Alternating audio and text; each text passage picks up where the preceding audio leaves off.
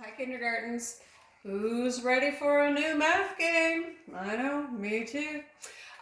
So I'm going to be teaching you a math game called In Between. So what you'll need to do is find a deck of cards and get numbers 1, 2, 3, 4, 5, 6, 7, 8, 9, 10. Get all the numbers 1 to 10 to play.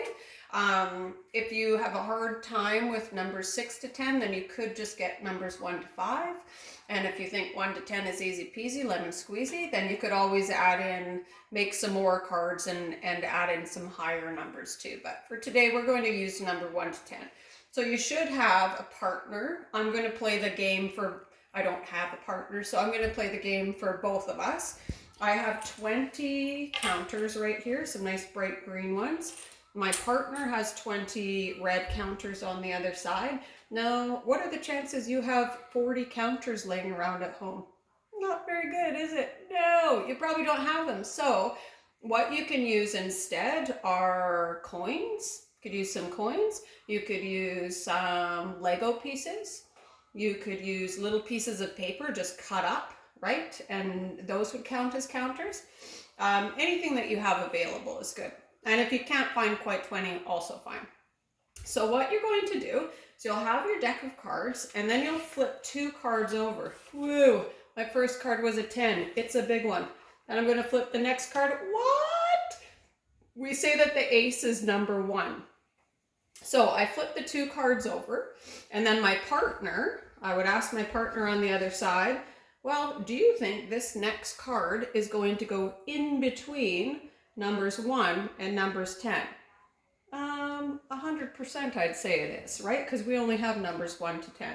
So they can actually bet. So if they think that they're really highly likely to get a number in between 1 and 10, they can bet 1 counter, they can bet 2 counters, or they can choose to not bet any counters at all. But I would say it's a good bet to make. I ended up with number 4. Now, is number 4 in between number 1 and number 10? Of course it is. Sure is. So they get to keep their counters. Good. And then we'll put these up. We'll shuffle them back into the deck somewhere. Every time you do a little shuffle so you don't know what's going to be flipped over. Okay, and now we'll pretend that this partner's playing and they're going to flip over 2 cards. Holy doodle. Okay. I have number 2 and number 6. Do I want to bet on this one that the next card will be in between? I don't know.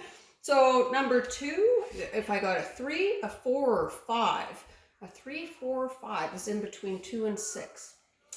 Whew, I'm going to go for it. I'm going to bet 1. Sure, bet 1 counter. Flip it over. Rah, rah. It's an 8. Is 8 in between 6 and 2? No, siree. It's not at all. It's higher than that, isn't it? So this 1 counter that I bet, I have to give it to my partner. I lost it. It's gone. Do I make a big deal about it? No way. No way. I just keep on playing. Shuffle up the cards. And we'll keep going. So you flip 2 more cards over. I have a 4 and an ace. Right, your partner needs to decide, is the next number going to be between a 1, because the ace means a 1 and a 4. So it has to be a 2 or a 3. What are the chances this is going to be a 2 or a 3? I don't think they're very good. I'm not going to bet at all this time. Let's see what happens. 10.